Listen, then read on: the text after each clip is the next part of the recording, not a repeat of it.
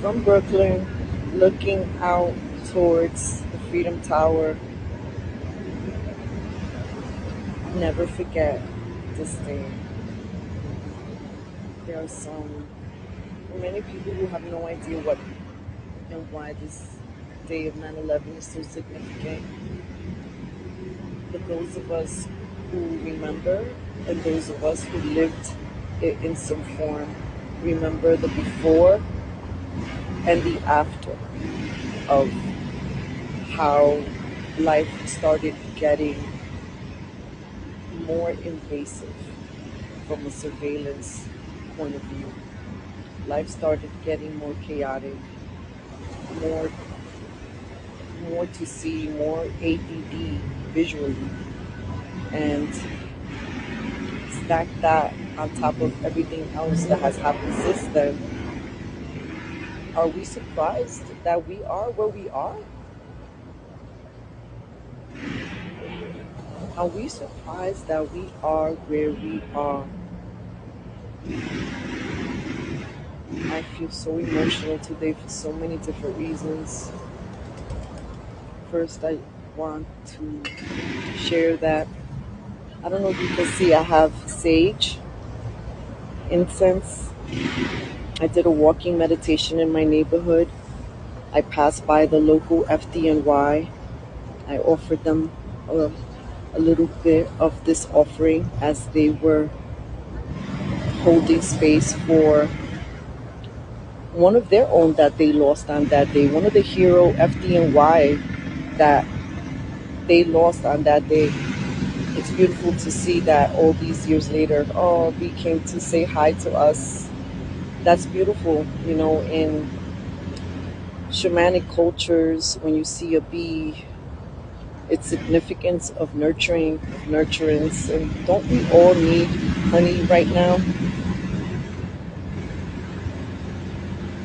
I hope you guys can hear me okay. If you can, let me know in the comments. I'm not going to show my face because it's all puffed up. I've been crying a lot.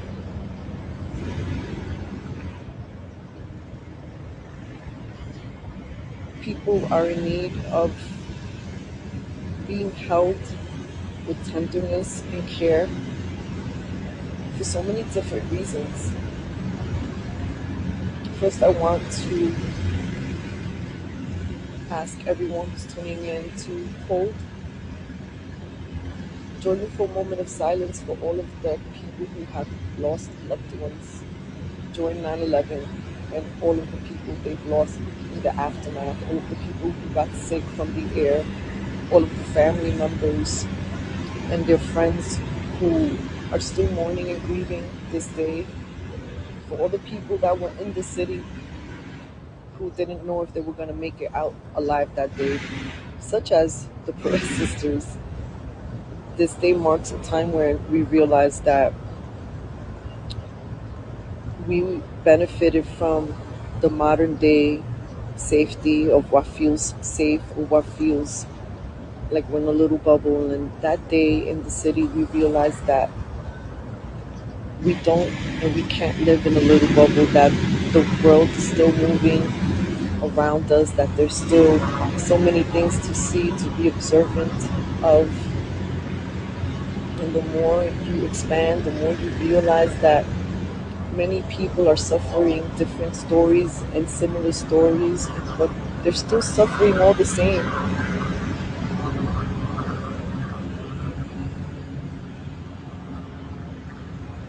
So let's hold a moment of silence.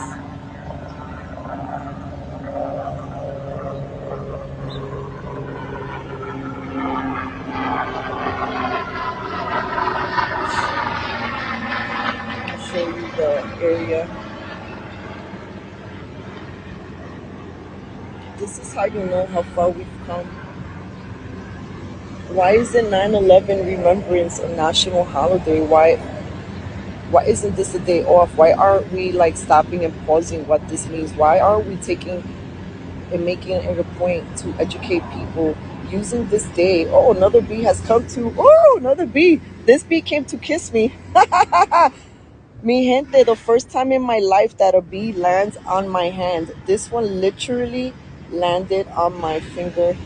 That's never happened to me in my life. I'm not sure if it stung me, but hopefully I'll say it gave me a little kiss. But what's sad is that this day of remembrance should be a day where we remember what unites us.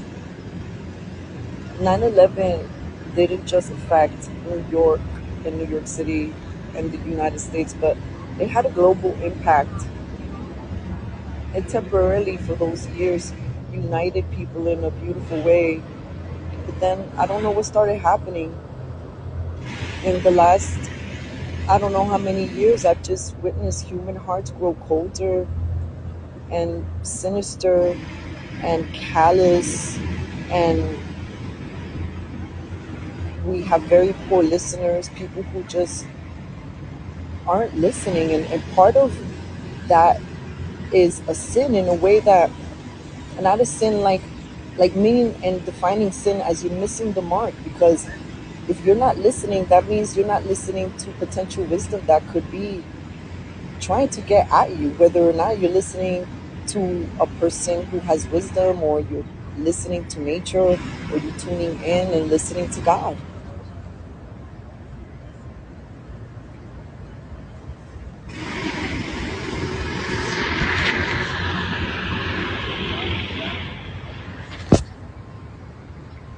Hello, Robert. Oh my gosh. So I also want to take a moment to talk about Charlie Kirk and his assassination. I was caught off guard by the visual of his video, the closeness, and I know I'm not the only one, so I also want to send a prayer to all of you who have been scarred and are having trauma, PTSD over those visuals. I want to send a prayer to all of you who are mourning. I want to say a prayer to all of you who are mourning, and that this has opened up more grief for you.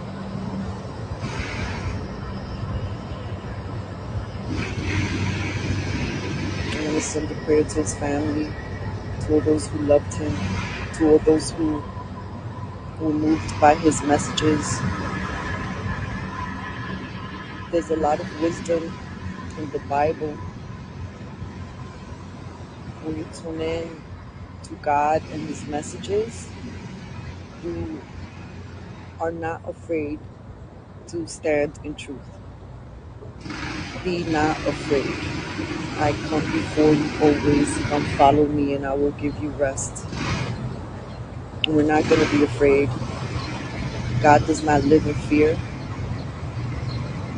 Satan wants us to be afraid. But please, mi gente, move with awareness, with discernment. The enemy wants to jolt peaceful, loving people into momentary insanity. That can happen to anyone. You could have a human moment and get so caught up, and all of a sudden you do something you don't realize you did. How many stories we all know of somebody who ended up in jail because in a moment of rage, maybe completely outside their nature, they did something and they were led to do something. There's a lot of anger in the air. Anger invites more anger. It's contagious. Rage invites more rage. It's contagious. Love invites more love. That's contagious too. A smile invites more smiles. Laughter, you start giggling, invites more laughter. Even if the person is laughing at you, who cares? Embrace that human laughter. It's a higher vibration. Still have the sage and the incense going. The sage is utilized in shamanic circles, for example, for clearing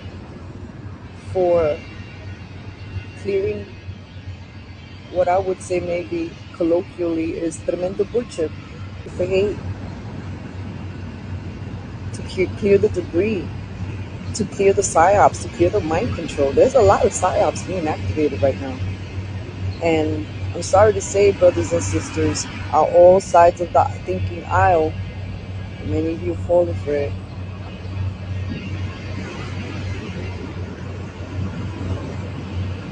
You see that Freedom Tower? There should be two towers there instead of that thing there.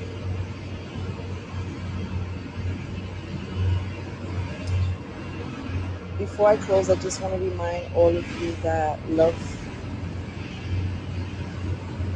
is greater medicine than anything in the world, that there is more beauty and there is just more nature than angry, evil human beings, that there are evil, angry human beings in all colors, skins, suits, and worlds, and that it is dangerous to look at any one group of people and just stereotype them.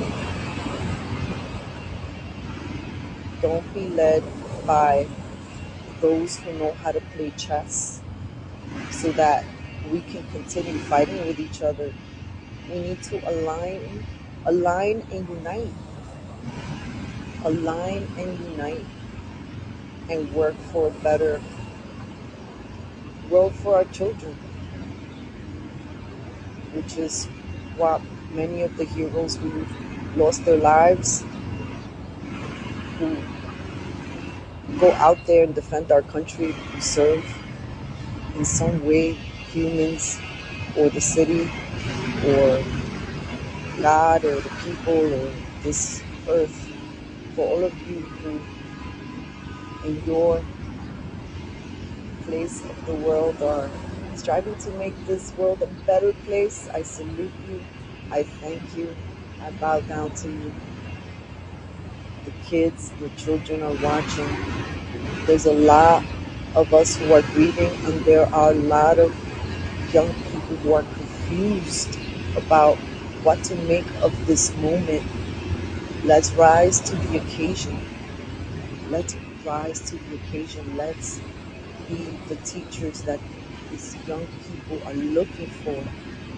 And let's be open to hearing what they have to say. We're not listening to many of the young people or what they're going through.